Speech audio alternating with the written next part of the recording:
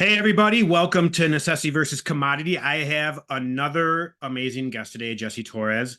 Now, if you know her, it's because you've worked with her, you absolutely love her, you've been following her, and you adore her. It's one or the other. I want to tell you, I've known her probably for about 8 years. She was actually one of my coaches for a long time. And over the last decade plus, she's been helping thousands of entrepreneurs, thousands of sales reps, people becoming the best version of themselves. One of the things that she's unbelievable at is oftentimes as an entrepreneur, as a sales rep, as we level up, we hit a plateau when in reality, we're actually getting trapped in a snare. We often feel very stagnant. We get trapped, can't breathe, and we don't know why we can't move to the next stage. Jessie is a master at getting you untrapped out of that snare so you can start climbing and get to that next level. So I just want to welcome Jessie to this episode and thank you so much for coming on. Number one, thank you for being a coach all these years. For me personally, it's also been absolutely awesome watching your success personally over the last probably 18, 24 months. And so right now, going into 2024, we're in a brand new year. We're just starting off. You have some really powerful things coming up. 111 Days to Greatness with Mark Van Musser. But also, I want to talk more specifically about something like your Army of Angels, some of the things that you're doing personally as well. So let's kind of start off. Your superpower, your magic, the thing that makes you a lighthouse to individuals out there. What is your specialty in your own words? Well, first of all, thank you for having me. I'm honored to be here and speak to your audience. Um, I would say that when we get to that place, especially as achievers and ones that we're trying to hit our goals, we get to that place where we're like, okay, our wheels are kind of spinning. I'm in the hamster wheel. I know there's another level for me. I'm not quite sure how to get there. I don't know what's missing. I'm doing all the things. But one thing we know is that wherever you're going, sometimes it's not the person that got you where you are today that you're needing. You're needing another level of yourself, another part of yourself. And a big part of it is we don't understand sometimes what's limiting. Sometimes it's an unconscious thing that we don't realize is wrapped up in something that happened long ago, whether you were a kid, a teenager, or whatever. Something triggered a meaning that was planted in the unconscious mind that is now actually the driver in your future, and it's preventing you from going limitless. I don't believe there's a limitation at all to the human being. It's only the belief that there is one. Read. But oftentimes we don't know what that is, right? We think, no, I don't have any problem. I had a great childhood. Oh, I've resolved that. I forgave or whatever. But we don't realize the unconscious conditioning that happens in our moments of pain or trauma. I couldn't agree more. When I first met you, I'd already spent about 20 years in personal development, reading books, going to weekend things, watching video, doing essentially all of it. I kind of really got a sour taste on personal development. And part of it was because you're reading all these books and all of a sudden my life should be magically better. Right. And after years, it's not. And you still are struggling in certain areas of your life and wondering why. And number one, I want to say thank you because exactly what you spoke about. I remember like in the first 90 days working with you, gosh, probably 6 years ago or whatever, and listening to you. And I think you were I think you and Mark were actually coaching together. Mhm. And you were kind of speaking exactly like what you're talking about. And it triggered a memory that I had from when I was 7 years old. Mhm. And my mom said to me, going into my first day of school for first grade, that my dad was a math teacher, he was a principal, and now he's a parish administrator. And she said, don't ruin your father's good name. Mm. And that was something that stuck with me for years until you brought it up. You said something that triggered that memory. And I was able to step back and really look at that memory. And I took it as a 7-year-old kid Right. of, hey, you're bad, you're not worthy, all these things. Mhm. And realized that actually wasn't what my mom meant. And actually, I was able to kind of look at what the story was and, have a real conversation about myself. And it dramatically changed my life. So, number one, thank you for giving me that gift way back when. I don't think I ever thanked you for that. I don't even think you even know that. No, I didn't. Thank you. So, talking about when you're working with someone, you know, we can talk the buzzwords, we can talk all these very you know, 30,000 foot view stuff. But when you're really working with somebody, what are some of the blind spots you often see in somebody or pains that come up? Sure. And thank you for sharing that. I think it's so important that you shared that because, again, when we're talking about 111 Days to Greatness, it's being in community, right? Of people, stories that we need each other, right? So the Yep. connection and the conversations, it's like you might go there like, what am I going to get out of this? I've already studied personal development for 20 years, whatever, right? But when we're able to come in community like that, that's where the magic happens. It's in those moments of one thing that's said that triggers the thing that's been living in your unconscious for so long. So I'll share a couple of examples because when I talk about trauma, oftentimes people think it has to be a big rape or something really dramatic, which of course that is trauma, but trauma is just the meaning the child made. Like you, right? You made it mean what depleted you for years after, right? I had a client that she was 6 years old and her father had written a book and the local community television show wanted to interview him. So they bring him and say, bring the whole family, bring the dog. And so they go and they go to the studio and they're preparing and they're like, you know what? No, let's just do you and your wife. And you know what? Leave the dog. And so they took the 6-year-old and they put her in the director's chair and she got to watch the whole thing. And the dad felt a little uneasy, but you know, he was caught under the whole thing and whatever. He does his interview and they go home. That 6-year-old, who was my client now, she, in her head, she made it mean, I'm not good enough to be a part of the family. Even the dog was Mhm. accepted more than me. Oh, And again, she had no idea that this was limiting her life. And now she was living with unworthiness. She yeah. was a high achiever and she was chasing worthiness in her next achievement. And she wasn't accomplishing it. She was never happy. She was so dissatisfied and so exhausted. I'll give you one more example. And it's important to have these examples because, again, we think, no, I'm good. But we don't understand if there's any contraction in your life right now, if there's any threshold or goal that you haven't hit, there's something in the divine choreography of your life that is literally putting a kink in the hose of your own vibration or your own expansion. Yep. A lady who was my daughter's friend, she was very young mom. Before she was 30, she had 4 boys. Okay. And she's navigating and she was so terrified. She said, I just want to be the perfect mom. And I was like, told my daughter, I'm like, you better tell her she better get rid of that belief quick because there's just no such thing, right? We could do everything perfectly. And again, the human experience is we are meaning making machines and we make meaning out of everything. So this little boy, 5 years old, goes to the grocery store with his mom. They're shopping. Little boy's playing with toys in the aisle. The mom goes to the end of the aisle to grab something. She can see him, but he can't see her. He lifts up his head, screams, Mom, where are you? And she's like, I'm right here. Just those 10 seconds, he anchors abandonment. And now the next day, he grips his mom a little tighter when they go to the store, right? And again, we don't know. She didn't do anything wrong, right? It's like, and she thinks she comforted him and she thinks everything's okay now. But now he's 35 in relationship after relationship after relationship because he's afraid of being abandoned. So he's insecure, he's controlling, he's jealous because he's so afraid that he's going to be left behind.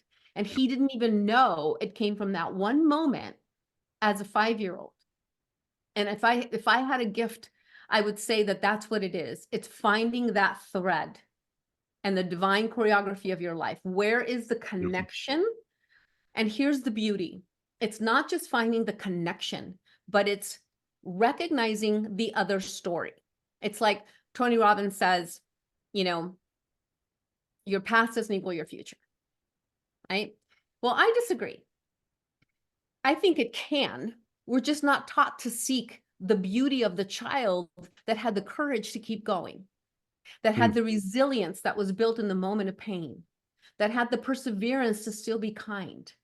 So in those moments, what we can call darkness or pain, if we don't seek for the light or the gift, then we only remember the pain. And society's constantly showing us what's wrong, not what's right, right? So we're Yep. conditioned to feel, and we were, as children, we were victimized. Okay. But what happens is we continue to repeat that victim story because we're not seeing the champion in the arena that got back up. And when we start to recognize those moments that hurt, that also created a muscle of resilience, a muscle of courage, then we start to fall in love.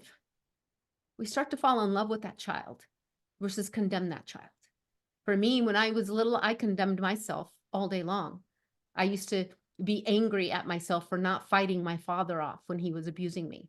You should have spit, you should have screamed, you should have poked his eye out. Why didn't you do more? I was a little kid, Yeah. but as grown-ups, we get smarter. I'm just like, oh, well, you could have done a whole lot more. But as a little child, I had no idea. But that's the kind of judgment we carry for ourselves, and we don't even recognize it. So that's why it's so important to just acknowledge those moments. Yeah, and you bring up a really good point. Like my parents, I always make comments how I have the memory of like my grandmother. So she lived to be 103. The last few years of her life, like I would go down every 4, 5, 6 weeks, hang out, talk with her, and she would tell you what she was doing April 14th of 1923. Would tell you the name of like her milkman that was dropping off milk, and this day he came and told me this joke. And it's really great having a memory like that. Like I have a lot of that. I can go back and just pull things out. Like, how do you remember that? It is a blessing, but it is also a curse sometimes because those bad memories are just as easy to pull up.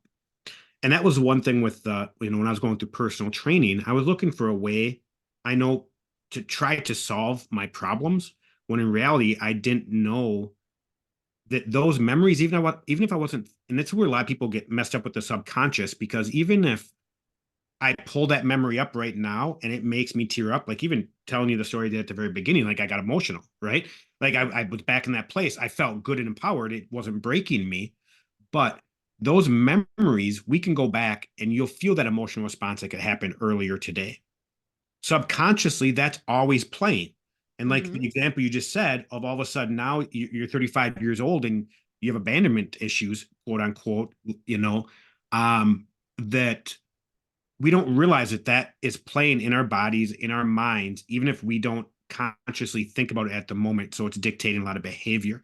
And if we never look at those and we never address them, the older we get, the more mature, the more logic we get, that doesn't bypass that emotional reaction that we have, that is just a reflex, right? Because we've had that reflex response for years and years and years. And you have to stop it to kind of do that. I thought you brought up something really cool, is that, that you're a master at really discovering what that is. Yeah. Do you have a specific way that you do that with somebody, or is it something through just looking at actions? Like, what's your process really to help somebody so you can unravel that one thing that, untie them from the anchor, so to speak? Well, I think the very first thing is bringing an element of safety. In all of our journey, it's always a loss of safety that happened that knocked us off our equilibrium. As children, we're innocent, we're pure, we love, right? And we show up in love. And it's that first time that safety was taken away. So I would say safety first, the comfortability of knowing that I've got you. We're in a container where this is all about you. Right. And the process is basically listening, asking for, specific questions. And because again, it's not like I'm saying, tell me about your childhood. It's not like that. It's Yeah. about I want to know first, what's preventing you? Where are you now that you're wanting to get to that you're not able to move? What is it? Fear? Is it doubt? Is it shame? Is it unworthy? What is it? The story. And it doesn't come off the tongue that fast for people, right? They're like, I'm living in shame. That they don't have that kind of knowing yet. Usually it's, I don't know, I just this or just that, so then we have this conversation and we go deeper. And there's just an ability for me to listen beneath the words, that I'm able to literally like almost like hear the soul cry. Right. So it's like, I appreciate the question because it allows me to articulate what is it, because it's not just the words that are coming out. My mind immediately paints a total movie and I'm able to go, oh, that's the moment. And then I ask the questions. And as I ask the questions, you actually come into the unfolding like, oh my God, I just remembered blank. And here's the thing, it's not just about understanding what happened. And here's what's super important, because I think a lot now we have a lot of plant medicine, we have a lot of things. People want the outcome and they want it right now. And I understand that. But you have to understand that your psychology is there to keep you alive. It is there to keep you alive. So sometimes it literally shuts off memory on purpose, right? So sometimes we fast track it and then you're unveiling something you aren't ready to see. And then you get stuck in even a deeper level of pain because you don't have an integration process to help you embody, right, what you just got witness to. It's like, now what do I do with this knowing, right? Yeah. So it's very tender, right? But again, creating that container. And once we understand what that root cause is, now we start to unpack what else was true. Because my outcome is to help you see the unseen. Because in our pain, what we remember is that hurt, right? Like you said, the emotion, like, oh, you remember the child, right? So it's not enough just to know. We actually, and I have a hypnosis process that we walk through where we actually go to that moment where you were, where the injury, let's say, happened, because that child, the only reason it's coming up today is because that child is still running the show. Still running the show. Here's your superpower, all you limitless possibilities, and the child is driving the ship. And so we have to create the healing. In the world of personal development, we are bypassing, we are literally knowing, intellectualizing our way out of healing.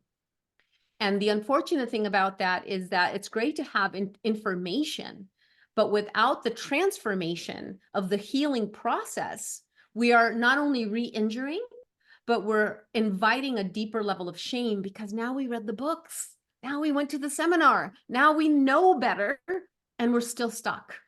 Yep. And so my outcome is to create the healing so that when you see the unseen and you can never unsee it, you literally give your neural pathways in your brain another way to go when more challenges come. Because I hate to break it to you guys, challenges are not going away. Right? They are a part of our journey, and we actually called them in to help us build a bigger muscle because we were meant for greatness. Yeah, and that's one of the reasons why I struggled with personal development after so long, was because of those logical parts. And what you kind of said there about when you're working with somebody one-on-one, it's not about what you're saying, right? That you can actually, I loved how you said, I'm painting a picture, you're getting a video in your head. I've always been the exact same way. So I know exactly what you mean. And so like when I was in health and wellness and I would help somebody, lose 100 pounds, or when I was helping people reverse rheumatoid arthritis naturally and working with the client one-on-one, having a lot of the same discussions with certain clients, but the difference was the video or the painting, the movie that I was getting in my head of what they were telling me, what was really going on. And to actually have that conversation open up. So I completely understand that.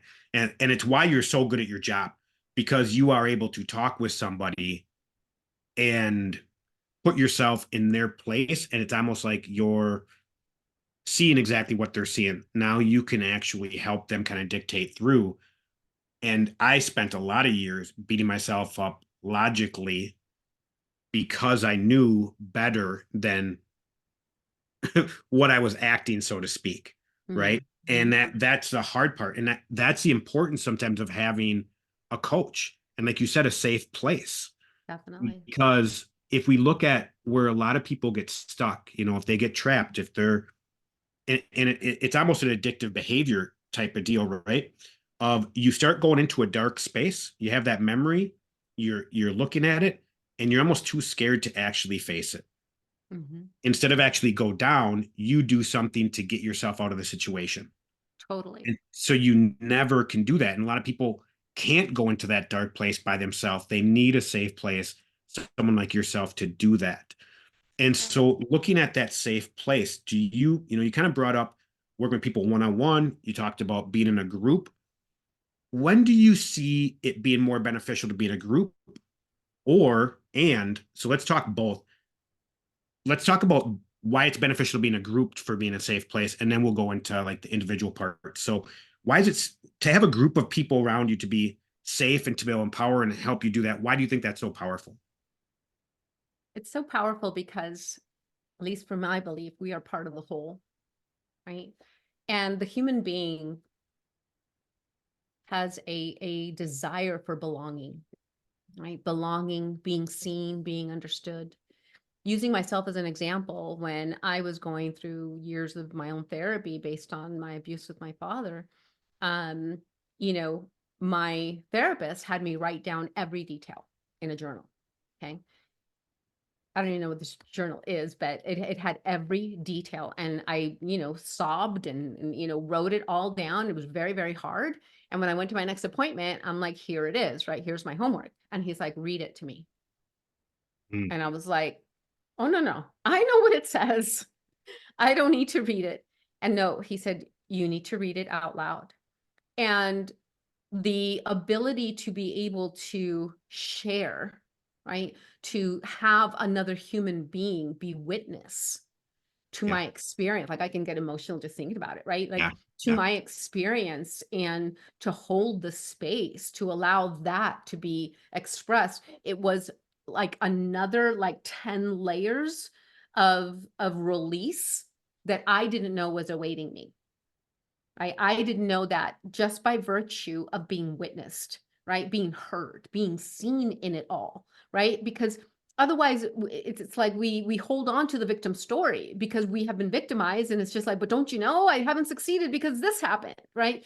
When you're able to get it out of your system by just sharing with another individual that can hold that space for you, it creates a whole nother level of healing. And when we talk about community, when we're able, and this is what we're creating in 111 days, honestly, it's a place to be open, to be expressed, to share, to collaborate. And for me, like bringing a rawness of truth, right? In sales, the fear of getting told no over and over and over again, that rejection, you have to kind of build a bulletproof identity, right? And even though we can get bulletproof, we're still human, right? And that one rejection or that one comment that that person said triggered the thing that we didn't know, right? Is there, right? And now we're depleted. And now we go into our next enrollment call and it doesn't go through. And now we compound ourselves and we don't even know. Right. So again, it's super important that we have each other, because when you're in a community of lit up light warriors, right? Light warriors, right? That where we're holding each other, we're going arm in arm because we know that we are the world changers. We're the difference in the world. Right. And so we have to talk about things. For me, I want a new dictionary because I want to talk about shame. I want to talk about loneliness. I want to talk about despair because we're so afraid to talk about it. And if we don't talk about it, we just bury it deeper. Shame lives in secrecy. We don't want to admit, oh my God, I haven't hit my goals, right? Brene Brown had an interview with a commander in the military who did a survey. She was surveying all these guys in the military who were exhausted. She was really, exhaustion. She did these interviews. And what she found is that it wasn't exhaustion, it was loneliness. Mm-hmm. And when she asked the question in a room full of these soldiers, 90% of them raised their hand admitting to loneliness. It is not cool. It is not empowered as a military person to say, I'm lonely. And I want to rip that off. I just want to rip that Band-Aid off. Like I would say, no, we need to talk about it because we are human beings behind our actions and behaviors and our identities and roles that we play in the world. There's still a human who feels lonely, who feels shame. And one more story, I was coaching a veteran, and it breaks my heart every time I tell this story, but he told me, I keep shame and guilt really close because it keeps me connected and reminds me to not do the horrible things that I had to do. Wow. And I just like, oh, that breaks my heart. I said, what if what you had to do brought enough remorse and humility to your spirit that you would never act that way again? And again, in the military, you have to do certain things, right? But to him, it was He couldn't forgive himself because he felt that it was being wrong to the family. Right. And so he would keep, it's almost like self-mutilation. Yeah. Like, I need to keep beating myself up so I never become that thing. And I'm like, no, your heart and your desire, that what you just shared with me shows me that your sense of humility and care for humanity is enough. And that, how do you know that what you didn't save a million? You're holding on to this pain, but this is, again, we don't talk about it. And I'm here to rip that Band-Aid off. Let's talk about it. Yeah, thumbs up. Where did Um, that come from? it's this, I don't know, this AI That's so Zoom awesome. thing. That's so great. And that is such a powerful reason to be in a group. And I Mhm. think going back to, like you said, if there were 100 of those military men there, 95 of them all to raise their hand. If you would have, most men, if you would have just had them talking, none of them would have raised their hand, right? And that's the important thing of the group when you're working through things. Being able to see somebody say, "Hey, I have this issue," and all of a sudden realize you're not the only one. That's what But makes the group so incredibly amazing, right? It's yeah, almost like we give each other permission. We yep, give each other permission to say, hey, me too. Oh my God, you felt shame. And now we're speaking to the soul. We're not speaking to the ears, we're speaking to the soul. And when we can bring together our humanness in that way, it creates an opening for healing. And now you can be brave enough to do the one-on-one deep dive. yeah, and it helps you move past it. Me being a believer in Jesus Christ, follower of the Bible, these type of things where you have to lay it at the foot of the cross. And that's a beautiful thing about being reborn and being made anew is you don't have to carry that shame around. And being led into that space is so powerful, and being in a group of individuals to actually throw it out there, have open discussions. It's really magical, and I think it's a much needed huge piece of the puzzle for a lot of individuals. I mean, we look at AA, it's all done in groups, right? But all of these type of things are very key. Now, talking about the one-on-one piece, when do you see that being important? Because some people won't go to the one-on-one piece, which I think a good percentage sometimes need a one-on-one rather than group. So when you look at a one-on-one piece, what do you think the key factors are to, if someone was showing up, I guess, for 60 days in a group and hearing who they are, how would you say, hey, Jane Doe, I think you need to work with me one-on-one, and here's why? What would some of those reasons be? So if someone has been in a group setting and isn't getting the results they're looking for, Mhm. that maybe the one-on-one is going to be the key, is going to lock it all. What are some advice you'd give somebody that might be in that space right now? Don't lone wolf it. You don't have to go it alone. We're not meant to. We're meant to belong for each other. Why do we do anything? Why do we even work? Why are we entrepreneurs? We want to, build who we are so we can have greater impact with our families, so we can have vacations, so we can have those tender moments. Like, we're here for each other. If you find that you're in a group community and things are triggering or they're opening up and you're noticing, oh my God, me too. Oh my God, I just remembered that thing. It's not enough just to know. Right? We have to heal it. So I would invite that if you are in a group setting and you're listening and things are opening up in you and you're awakening to what could be for you, or sometimes being in a group community, it triggers things and it's just like, oh no, well, that person shared, and you get into comparison or whatever. All those things are for Yeah. you to look at. And what that's doing is it's showing you that there's something in the unconscious that is driving your beautiful ship, right? That is causing limitation in you. So check in with that. Ask yourself those questions. And oftentimes we cannot find it alone, right? We need that mentor or somebody that will see our blind spots, that will see what we can't see in the moment. We think we've done it all, we've unpacked it.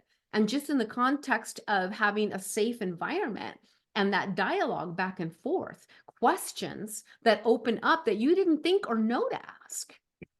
It invites that opening for you, not just to see what it is for you, but then to heal it. And for that, you need a guide, you need a mentor, you need somebody to help you unpack it and create a new pathway that now you get to live with.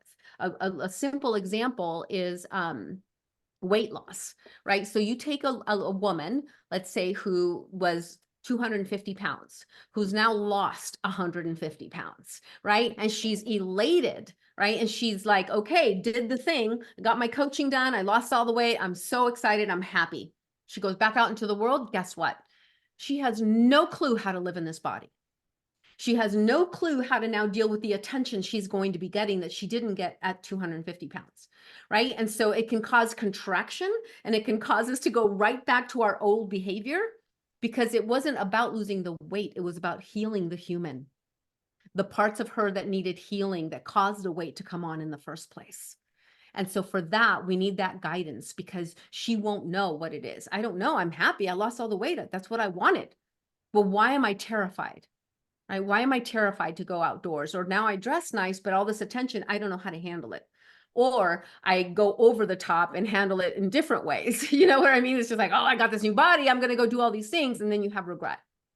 Yeah. So again, the importance of one-on-one is to be able to have a personal time with you to help you, because you matter. You matter to the whole, right? We are part of this beautiful collective. And it was one of the hardest lessons for me. I'm always ready to give. But if I don't take care of Jessie, then I'm not doing anybody a service, right? Because a lot of people, you have therapists that teach because that's what they need, right? And Yep. I so get that. But if we don't heal the individual, if I cannot give you anything beyond the level of my own healing, Yeah. it's just words. Yep. There's no energy to back it. So it was a lesson for me to learn. I had to fill my own cup and eat my own medicine in order to be at the level that I can help somebody else.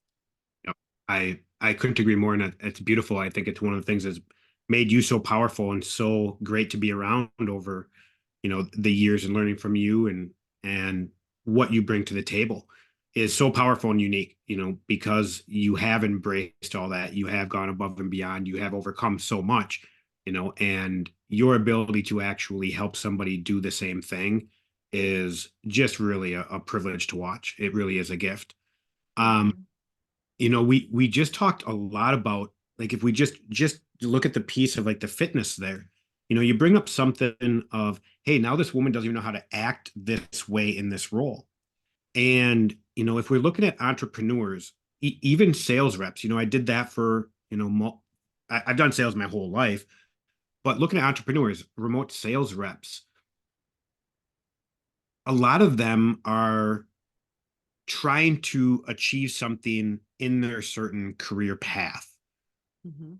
and something's holding them back, and they get into a spot to where, oh my gosh, I'm a business owner now, I'm making 20K a month, but they don't even know how to act in that space.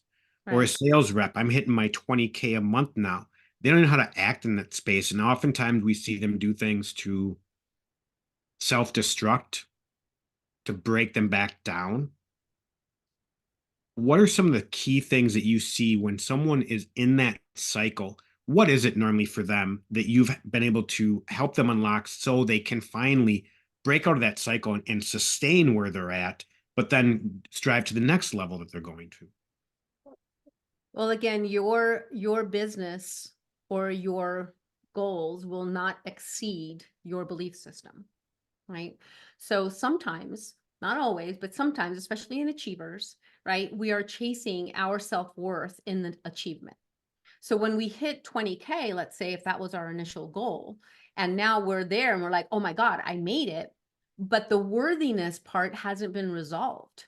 It's never enough. And it's like a cat chasing its tail, right? So now you either spend it because you don't have the wherewithal. It's just like it's not the 20K. It was what the 20K gave meaning to, right? So then we don't have that worthiness. So we got to go 30K, 50K. I mean, I've coached literally a billionaire who said to me on our first call, I need you to teach me how to just be, because I've been doing my whole life. He was on his fifth marriage. His children didn't talk to him, and he was tired of hiring a massage therapist just for physical touch. Well, He could buy an island, and he was poor in his spirit. So sometimes we don't know that, right? We do our thing and we go out there and we accomplish great things. But if there's a limitation or you self-sabotage, right? You get to that point, but you self-sabotage because actually 20K was my goal. Now that I reached it, I don't feel worthy of it. So let me sabotage it. And again, it's unconscious. Now, either you spend it, right? Or you give it away or whatever. It's like, we talk about sales, sometimes we hear people's stories and they're like, oh, well, I'm, living in the poor area. I'm on welfare and blah, blah, blah. And they got big screen TVs than we do, right? Because if they do get any money, that's what they do with it. Right. And it's just like, okay, wait a second. That doesn't make sense. But again, if we don't do the healing part, there's going to be something that self-sabotages our next level. And that's the part we need to unravel. If there's another level, but you feel like you're on a hamster wheel. I got that one. Now it's not enough. I got that one. It's not enough. You're going to get exhausted. You're going to get burnt out and you're going to start resenting what you do. Yeah. Right. And then your worthiness is going on the shoulders of the prospect, the potential client. You need to enroll, because if you don't, then it means I'm not enough. Yep. So now there's that. It's like commission breath.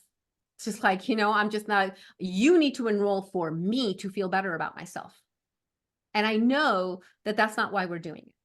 You're not selling, you're serving. And if you're serving, then you have to make sure that your cup is full. Otherwise, you're putting the weight of who you need, like what you need, on the shoulders of them. And guess what? That is felt on that enrollment call. That is felt. Like they don't know why. They don't feel like it's a yes. Something's off. And it's that because they can feel you wanting it, not because it serves them as much as it's because you need that win in order to fuel your empty cup of worthiness. Yeah, 90% of communication is nonverbal, right? And people pick that up huge. Totally. Bringing up that billionaire, how old was he, if you don't mind me asking? He was 60. Okay. How long was he a billionaire? Gosh, it's been such a long time. Probably 20 years of his life, the last 10 probably. years. I mean, you don't go from a millionaire to a billionaire in like a year, right? Well, right. Not that it can't be done, but the reason why I asked the question is because, talking about all the things that we are and the psychology and people overcoming, looking at a sales rep, an entrepreneur, looking at through my marketing lens, oftentimes we're told, hey, pick a 30 to a 45-year-old. This is a gender. This is their bleeding neck problem. This is blah, blah, blah, blah, blah, blah. And a lot of it's watered down. Like if we take that billionaire, he had the same problem as someone that has no money. Right. Yeah. Right. What was his problem? He was empty in his soul. That's right.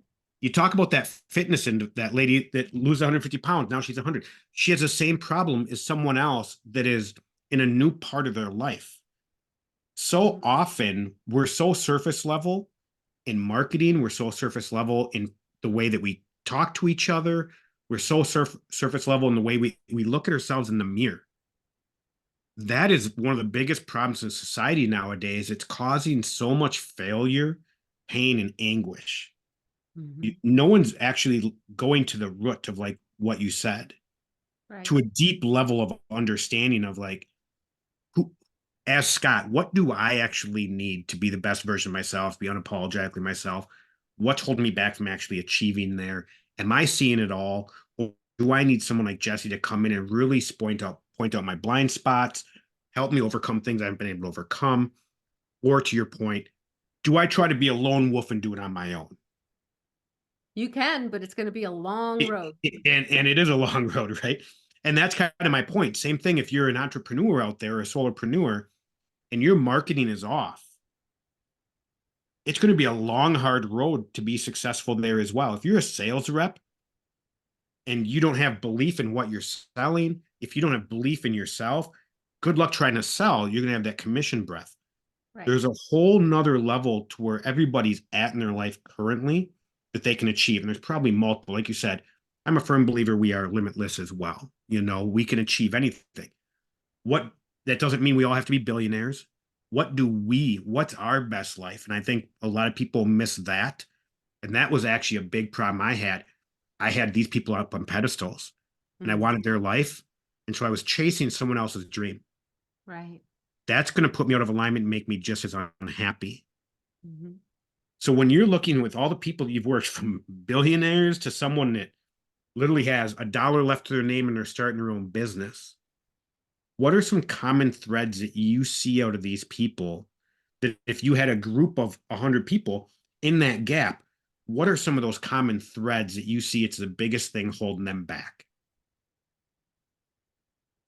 I'm going to use a term that I use a lot. And what I would say is holding them back is heart armor. And what do I mean by heart armor? It's armor that we've wrapped around our hearts to protect ourselves from when we were hurt. And so we don't know, right? Like the first layer, when you go to kindergarten, the kid takes your lunchbox, right? And you anchor not another, ate your favorite snack your mom packed. Why would he do that to me? Why was he mean to me? Why doesn't he like me? Right? We start to anchor, boom, heart armor. Right. So now we're a little bit more protective. We hug our lunch pail the next day. We go a little bit more hyper vigilant. Right. And so these layers get put on our system. So now we show up as a version of ourselves. Right. So you meet this part of me, right? Yeah. And then you like her, and that's great. But then back here, I'm like, man, if he only knew the real me, he would Yeah. leave me, right? And so it's all these layers. Again, we don't know to know, because it's just the journey of the human experience. We all do that. So it's this armor that's protecting our core essence and our true nature, the most beautiful aspect of who we are. We are divine perfection. I had a friend of mine who had a baby. His name was Timothy. And he's 6 days old, and I'm holding this child, and I'm looking at him, and I'm like playing with his little fingers and his knuckles. And I was like, the thought came to my mind, divine perfection. And then I thought, what makes us any different? What makes us any different than that 6 day old baby? Nothing. Only the belief that we adopted in our human experience of pain, of disappointment, of it's just the nature of this journey. Boyfriends, girlfriends that let you down, break up with you, talk bad about you, bosses that treat you unkindly, parents that abuse us. I mean, it's there. Even contraction of driving a car and people cutting you off. I mean, it's just life. But if we don't start to recognize that in our journey of life has brought us to a moment where the human being created an unconscious conditioning when we didn't know better, that's causing limitation in us today, and be willing to go, like I say, into the deep end. We got to go into the deep end to unravel what that is, so that we can let go of the chains that are holding us back from living our limitless life. We have to be brave enough to unpack that, look in the mirror. This isn't about being dramatic and re-traumatizing. It's not any of that. It's about having the courage to look within, right? To look within and see, what is it about me? Because I got to tell you, here's the most beautiful part. And I know this because I did it. And in any part of my story, the only reason I share it is because I want you to know that if I can come from child abuse, my first 18 years, to emotional, mental, and verbal abuse in my next 18 years with my ex, to having 2 brothers murdered, to having dropped to my knees moments so many times, and that I can be here, you can too. And for me, it's about falling in love with all aspects of me. I have one of these here on my desk because I use it in coaching all the time. Because we are the biggest judges to ourselves. We judge ourselves, we condemn ourselves, we beat ourselves up. And it's not enough to just go, I'm great, I'm great, I am great. Those are awesome things to say. But the psychology and the back and the mindset and the unconscious conditioning is constantly telling you, well, you screwed that up. My primary question was, what's wrong with you? Like, what's wrong with me? Why can't I figure that out? Why did I do that stupid thing?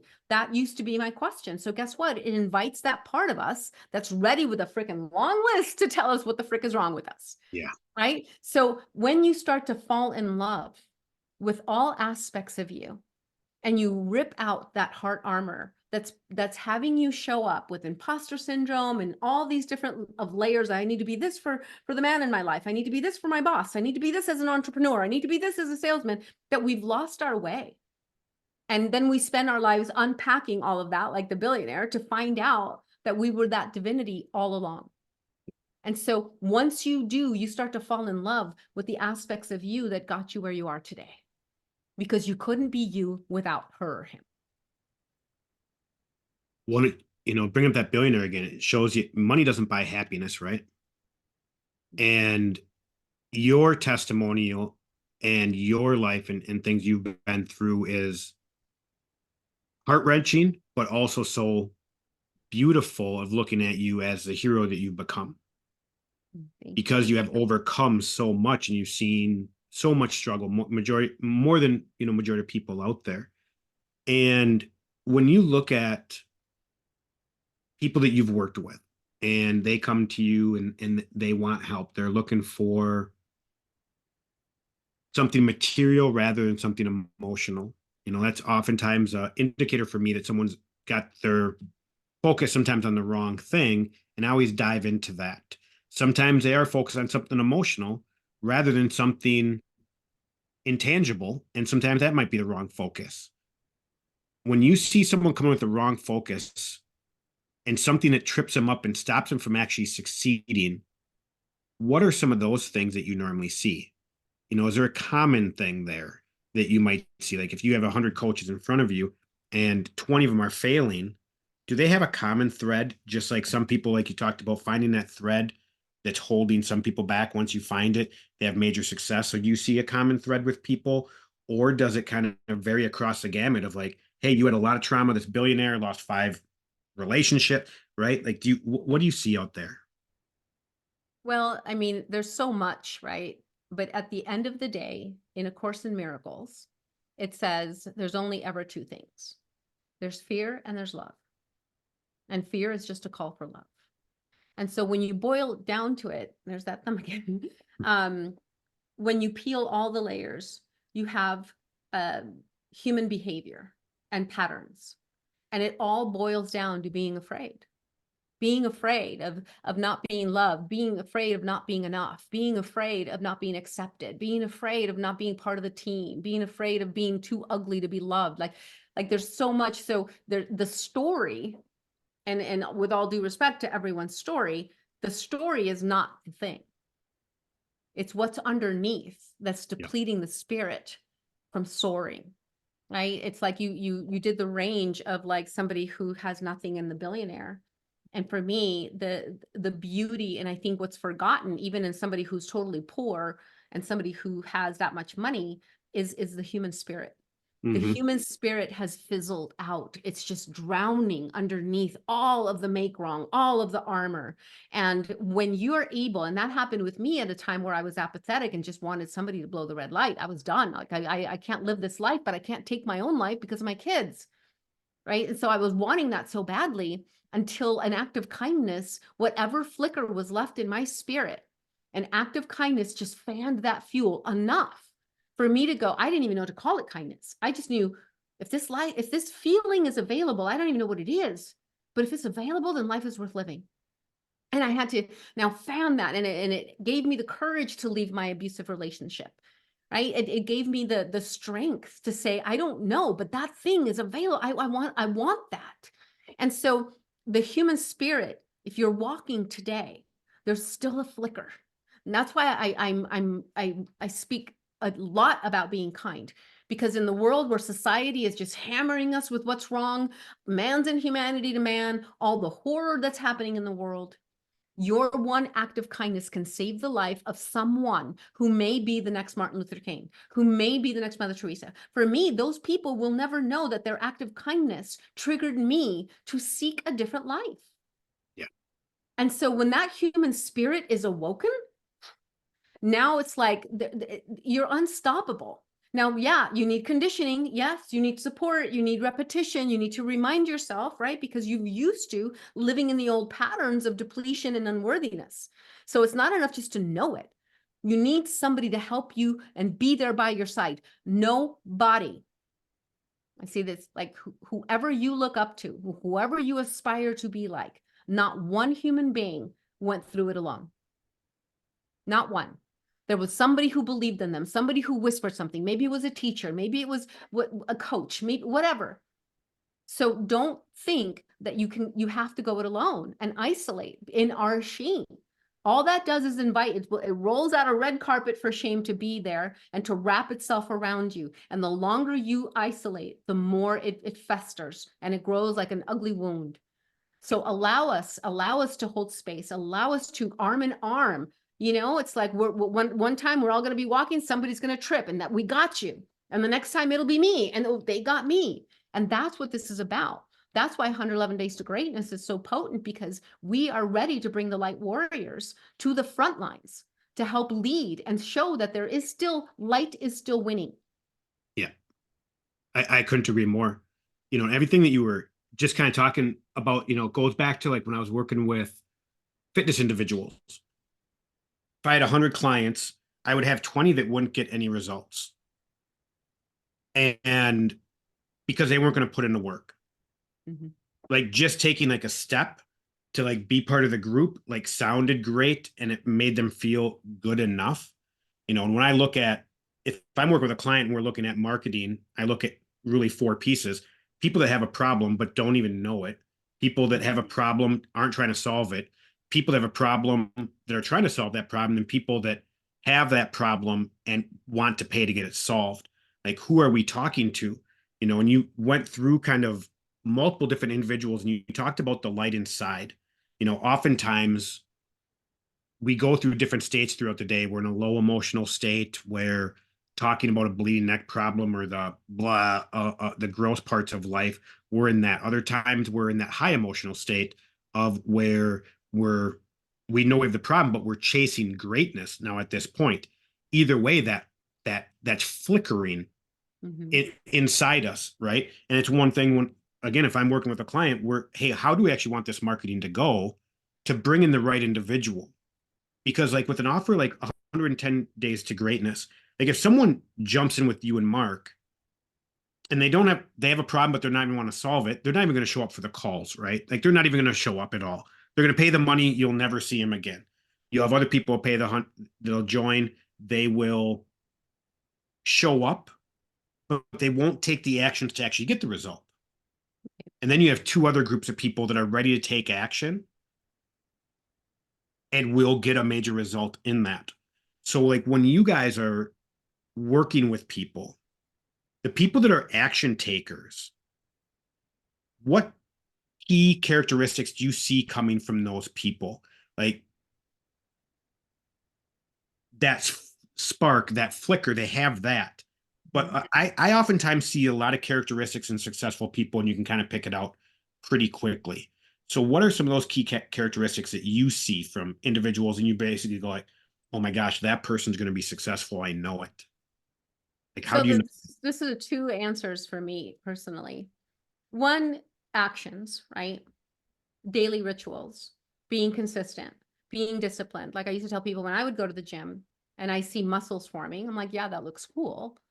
But what I actually saw was my commitment, my consistency, my discipline. And so every time I would see like, oh, the muscles coming out, I would anchor that for myself. So people that are getting the results are the ones that are willing to take action. They're willing to commit to what they say they're going to do, right? And they hold themselves accountable to do it, right? And you have to take inspired action. You can't just kumbaya your way to success.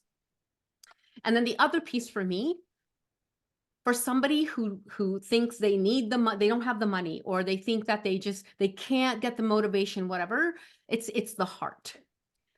If you think of every underdog story, it's the heart. The heart that allows a stay-at-home mom to lift a Volkswagen off a child. It's not because she thought about it. It's not because she put logical reasoning into, oh, well, the car's too heavy. Sorry, kid, right? It's like she's not even going up here where all the monkey mind makes all the reasons why you shouldn't. She's right here in her heart. And she says, my love for that child, I will do the impossible. I will do the unmentionable. Because her human spirit, her heart is like, oof, I will do whatever it takes to save that child. That opens up another level that creates that underdog story who everybody's saying, nope, you're not going to make it. Oh, you don't have the resources. You don't have enough. You're not smart enough. You're not pretty enough. You're not whatever. And they're like, screw you. I'm going to show you because I know the end game. And that's what I'm after. And I don't care how many odds are against me. I'm willing to defy them because my heart says so. that. To me, that is even greater, right? Yeah. When you have that, you will take the action. When you have that, you will have the inspiration, right? So having heart, and that's what I look for in human beings. And that's what we're creating in this community. It's heart-centered leaders of tomorrow. The ones that are willing to lead with service and love. Because everything is about serving our fellow man. Everything. It isn't selling, it's serving. If you've got something you're offering, and you're offering something, I don't care if you're selling widgets that freaking build the airplanes we freaking put 100, 200 people on in the air. You matter.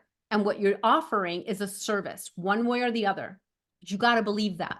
And you got to know, I always use the example, not to be dramatic, but it matters. Like if I had the cure to cancer and that person got on my sales call, right? And I know I've got the cure and they're at the point where they're like, oh, that's a lot of money, or they're backing out. I'm just like, dude, I've got the freaking answer. It's not about getting my hand in your pocket. It's about getting you a result. Yeah. And we all know that human beings need skin in the game. There's thousands and thousands and thousands of shelf help sitting on people's shelves, and they still don't have the outcome. They're still stuck. So we need skin in the game to have a show up differently, to have a stand up and say, you know what, I committed to this. This is my indication of my commitment. That's why when people say you offer a refund, why would I refund your dream? No, you said yes to you. Yeah. Let's go. You know what I mean? So again, Yep. but you have to have that resolve. And you have to understand that and that's why the healing process is so important, because when you fall in love with you, here's the greatest gift of all. When you fall in love with you so much, you only see others through the lenses of love. Because the judgment hammer's dropped. I'm not judging me, so I don't judge you. If I judge you, it's just a version of me I'm judging. Yeah. So when I get to fall in love with this, I get to fall in love with you. And I get to see all of a sudden it's like you have these miracle lenses. You know, I don't remember what that movie was a long time ago where he put on the lenses and he could see all these other things. It's like you see through the lenses of the human soul, the spirit. And you fall in love with them, and you know that everything else is just a construct that was made up by their experiences. And once we break all that down, like put your superhero cape on, because it's go time. Yeah. And talking about that, like on a sales call, like someone asking for like a refund, you never got them to make a commitment. If someone is asking for, is there going to be a refund? There was never a commitment on their part. Right. And lots of times too, like that conversation you had with them, you weren't serving them. You weren't trying to figure out what was best for them. You weren't helping them make a commitment. So therefore, they're never going to move forward. And marketing plays a big part of that too. I mean, we went through so much talking about just the clients you work with and where they want to go, the good, the bad, the ugly, their emotional states, the things they need to break down. All of that is so important. And talking about the 111 days to greatness, you brought that up because I want to be respectful of your time. I know that we're getting close to where we got to wrap up. I interviewed Mark Von Muser the other day. We kind of talked about it. Tell me real quickly what that is. And then also tell me, because you also have something unique where you have work with people individually too. And I want to discuss that as well, because I love that part, watching over the last 2 years, being out there, changing people's lives. So let's talk about the 111 days first. Well, 111 days is a mastermind to help you accomplish what you want in 111 days. In 111 days, a lot can be done. But what we understand, like we were saying, is we need an army, right? We need a group of people that believe in us. Right now, when I look in the 100 Days to Greatness and I look at that group and the people and what they're saying, it's like, oh my God, they're like starving for this connection. And so 111 days it's a community where we're going to have motivational Mondays. We're going to get you empowered. We're going to get you set for the week. We're going to, Wednesday we'll do a training. What is it you guys need? What do you need skill set in? Let's get it there. And then Friday we're going to do Q&A. What do you need? Ask us anything. We're there to support you. We're there for you to access your greatness. And then the energy in the group is monumental. People feel seen. They feel heard. They feel like, oh my God, I was losing my belief in humanity. I mean, people are posting that. I'm like, oh my God, it's just heartbreaking. So we want to create a place where we can hold you and we can start seeing what does it take to get you to greatness, right? We ask people, how you doing? Good. Well, we say good's the enemy of great, right? So how can we get you to your greatness, whatever that is? Is it your relationship? You're at maybe a 6. You want to take it to a 9 or a 10. Let's do it. If it's your finances, maybe you're at a 5. Let's freaking give you resources to get there. The accountability, the community, the breakout rooms, so that we're being held. There's nothing like, there's a term called the egregore. The egregore is the combined collective energy of a group. Okay. I'm going to do this really quickly, because when we talk about energy, right, people think it gets very woo woo and oh, whatever. Oh, you have nice energy. Here's the science. And this is what I love. I became a heart math trainer. The Institute of Heart Math has been studying the rhythm of the Out in heart for the last California. I love almost them. 40 Yep. years. Yeah. And it teaches you. What I love is it allows me to bring a very energetic conversation to true science. Because if you think about it, first of all, the heart is our first organ. Right? It is the greatest thing that's connected to God, right? Whatever it is, however we got here, it beats.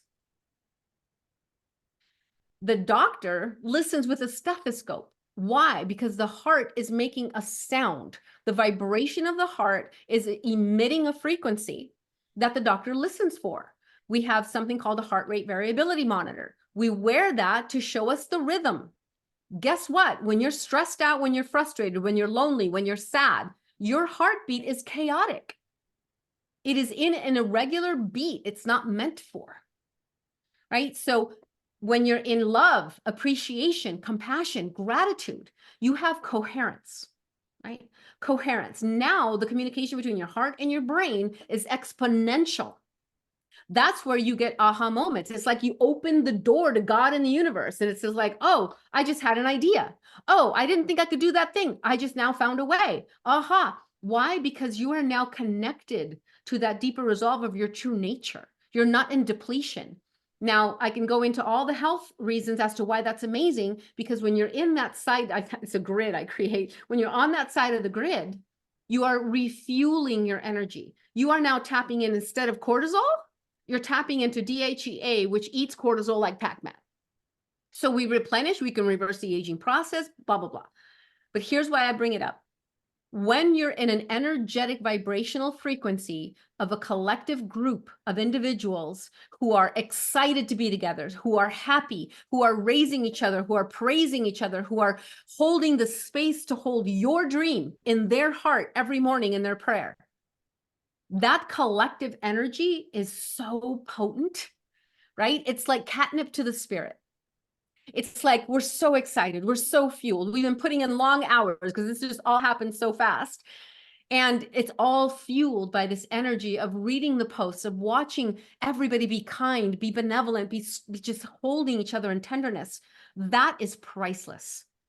And when you plug in, what do we say? Your life is in direct proportion to the expectation of your peer group, right? So when you get in a peer group like that, it immediately raises your vibration. It immediately raises the rhythm of your heart to feel like, oh, excited. Oh my God, my perspective on humanity is coming back. There's still good in the world. Thank God. And that's what we're here to build. The community, the accountability, the skills, the strategies, and the love. I love it. I absolutely love it. And I'm super excited because you guys launch what? January 20, 5 days. Yes. I can't believe how quickly it's coming up. There'll be a link down below Awesome. for anybody for that, so you guys can jump in. Looking at you personally, Jessie, let's talk about what you do personally with people. Well, I have a few different things. And I also have a 10-step guide that I'm offering free to your listeners that I'll give you the link for. And it's this, I call it a 10-step guide to freedom. And the reason why is back in the day when I was in my marriage, I didn't know to call it domestic violence. And now this is not to vilify my ex, love my father. I'm in total gratitude for all my life journey. But it's part of the story, and in that space, sometimes you feel like there's no way out. There's no way out. I went to volunteer for a domestic violence center, and I couldn't until I got trained to be a domestic violence counselor. And I was listening to this lady who was a social worker telling a story. And I literally, she finished the story and I dropped to my knees and bawled my eyes out. And I'm like, you just told my story. I never connected it to domestic violence. And so with that, I felt like, oh my God, like I had no idea that this was even here. And so part of it was understanding that depletion. We don't know sometimes that there's a way out. I can't get out. I don't know anybody. Nobody knows what I'm going through. My family doesn't support me or whatever. So this 10-step guide will give you tips and things that you can do right now today. Right? If you don't have the money or whatever, it doesn't matter. So it'll just give you some things that you can start to do to get your sovereignty back. Know that you matter. Okay, so fierce grace, number one. Fierce grace is the part, it's turning your pain, your most hurtful moments and turning it into purpose, passion, and impact. Impact important because again, when we get lit up, when our human spirit comes alive, all we want to do is give. So that's part of it, right? So how do we alchemize our pain? How do we turn it into something beautiful? Because I think there's always light in even the darkest moments, right? And last year when my younger brother was killed, I was brought to a moment of literally having to eat my own medicine. When my older brother was killed 30 years ago, I turned my back on faith, on God. I was like, yeah, I was raised Catholic, all due respect to all your beliefs. But in that moment, I said, God, I don't know if you exist. And you know what? If you do, I hate you for taking my brother. And I was so angry until my brother came to me and showed me himself. And it was just this white image and he showed me just everything that's supposed to be. I didn't know what it meant then, but it gave me calm and I knew he was okay. 30 years later, fast forward, my little brother is murdered. And I'm like, now I understand. I believe everything happens for our highest and greatest good and that everything is in divine order one way or another. And so now this was the uppercut I wasn't expecting. I thought I lived my darkest days. And even in the gut-wrenching sorrow I was experiencing, I was able to find the light. Like his daughters, he has 9 total children, but the 3 oldest who had never met before, they're from different mothers, meeting for the first time, acting like they've known each other forever. You know, my family coming together in a way I never had seen before. People posting about my brother, the way he affected their lives. And I still hurt, but I was able to find the light. And so fierce grace is about taking and alchemizing that pain. It's about turning it into something beautiful, because if you start seeing as life happening for you and from you instead of to you, you start to recognize that there's another story you're not witness to. That's where we do the healing. That's where we do the deep dive. Okay. Then I have a back-end offer, and this is for women, sensual alchemy, reconnecting to who we are as our sensual selves. We've lost it. We've been in a world that, you know, we've fought hard to prove we could do it all, but now our fists are still up and we're exhausted and we're burnt out. And we need to bring back the feminine, the equilibrium. Our men don't even know how to be anymore. They're like, should I help you bring the groceries, or will that be insulting you? I don't know. I want to do what you need, right? And so our men they're being emasculated and they turn into pleasers, or they go hyper masculine and then we get beat up. So how do we come back to that beautiful self? And then lastly, army of angels, which is leadership. Now that we've healed what we need to heal, now that we've entered and we're embodied into this new identity, how do we give back to the world? And we put leaders out into the world, because again, we are here to create light warriors who are here to build this army of angels that are going to be on the front lines. And for me, army of angels is boots on ground. It's not just about writing a check to a nonprofit. It's about holding the hand of the elderly or wounded warrior who doesn't have family. It's about kindness coalitions. It's about getting the leaders of tomorrow ready. And so those are the 3 aspects. Oh, and one last thing. I have a mastermind that I've created for women, just to help us, again, bring sisterhood back. You know, it's like sometimes we wear makeup not for the men. We do it for the other women that are going to critique us, right? It's like we're so hard on each other. So how do we create a sisterhood, a community where we hold each other and we're able to be our rawest, most beautiful self? And I'm super excited to bring women together to really empower and hold each other so that we can start to come back to our true nature, which is to love. Absolutely love it. And Jessie just gave a lot of details right there, everybody. I know all that stuff about her, so it's easy for me to follow. So Jessie, make sure you get me links, details, For sure. so I can have that in there so people can find that. I want to have you back on a guest to talk about the feminine masculine aspect, because Mm. what you're helping women teach, we see stuff in society right now that is chaos, essentially, right? And that's, I mean, that's really the universe we live in. I mean, it's chaotic. And so I want to have you back on to discover that, and have a discussion about that. And I think it's amazing how you help so many women in so many different areas to be the best version of themselves. But also thank you for helping entrepreneurs, sales reps, individuals becoming extremely successful and having that. So it's been an honor again having you on. And I would love to have you on shortly. And again, 5 days from now is 111 days to greatness starts with you and Mark Van Muser. I'll make sure there's a link to, if someone's interested in that you guys are able to jump in to that. And it's a beautiful community. You know, also that the community you have built just now, just getting ready for this, I want to say is a testament to who you are too. Thank Because you. not very often someone starts a community in a group, and with just in a week, you have hundreds of raving people that are coming in like, oh my gosh, right? And all coming together, and already to your point of having a safe space of saying, hey, I thought I was losing my mind, Yes. or whatever part of the journey they're into. Oh my gosh, I've had nothing but massive success since I met you guys. Thank you so much. You know, and that whole gamut all the way between. And I think it's, again, just a testament of who you guys are, how you help people, that you guys have that type of impact, and you truly do impact people's lives in such a powerful way. So I can't thank you enough again. Thank you. Thank you for that acknowledgement. It feels so good. It feels so good to see everybody just coming together. We would love to have you. It's $111, guys. One time. $111. It is not that much for the value that you're going to get. It's going to be life-changing. So I hope I see you there. And when I was interviewing Mark, I actually had my wallet out, so I gave him $100 cash. Like, can I just pay you right now? I couldn't believe it when he first told me it was 111. For anybody that, I mean, you're going to get priceless value to begin with in 111 days, and for it to be that easy, it really is a no brainer. So, again, congratulations, and I would again I'd love to have you on shortly, Jessie. Absolutely. I would love that. Thank you so much, Scott. You're welcome.